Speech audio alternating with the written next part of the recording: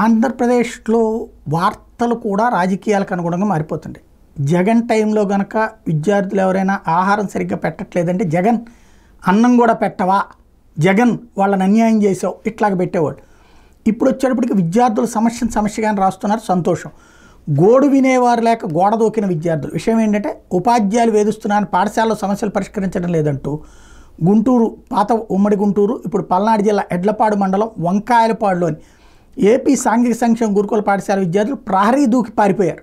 ఇది first time ఇట్లాంటి కొత్త కంప్లైంట్ అనమాట. పోలీసులు వాళ్ళని పట్టుకుని మళ్ళీ స్కూల్కి తీసుకొచ్చారు. ఈ పాఠశాలలో టోటల్గా 450 మంది ఉన్నారట. వాళ్ళలో 67 మంది 10th క్లాస్ వాళ్ళు ఉన్నారు. సోమవారం ఉదయం అసెంబ్లీ అయిపోయిన తర్వాత వీళ్ళందరూ కూడా ఒక్కసారిగా ప్రహరీ దూకి బయటికి వెళ్ళారు. దీంతో ఉపాధ్యాయులు 30 మందిని పట్టుకుని మందలించి లోపలికి తీసుకొచ్చారు. మిగిలిన వాళ్ళు సమీపంలోని కొండ మీదకి ఎక్కి నేషనల్ హైవేపై దిగారు. Chilakaluripet rural CI Subbanaidu, Edlapadu SI Balakrishna Tommalapalem దగ్గర వాళ్ళని పట్టుకుని పాఠశాలకు తీసుకొచ్చారు.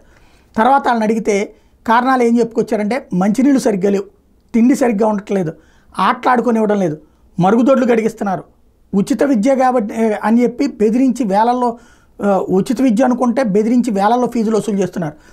ఆరోగ్యం బాగోలేనప్పుడు మా అమ్మా నాన్నలు వస్తే వాళ్ళని రానివ్వట్లేదు, వాళ్ళు పంపించే ఆహారాన్ని మాకు ఇవ్వడం లేదు, మేము దొంగ పనులు చేస్తున్నామని పారిపోయి మద్యం తాగుతున్నామంటూ అబాండాలు వేస్తున్నారు. అదే సందర్భంలో మా టీచర్లు వచ్చాడు గుట్కాలు కైనీళ్ళు నములుతున్నారంటూ కంప్లైంట్ చేశారు. ఈ నేపథ్యంలో పిల్లలే తప్పు చేస్తున్నారు, వాళ్ళు కావాలని చెప్పి కొంతమంది అట్లా చేస్తున్నారు, అలాంటి వాళ్ళని మందలిస్తే ఇట్లా మా మీదనే అబాండాలు వేస్తున్నారని వీళ్ళు చెప్పినటువంటి నేపథ్యంలో దీని మీద యాక్షన్ తీసుకోవడానికి అధికార యంత్రాంగం రంగంలోకి దిగింది.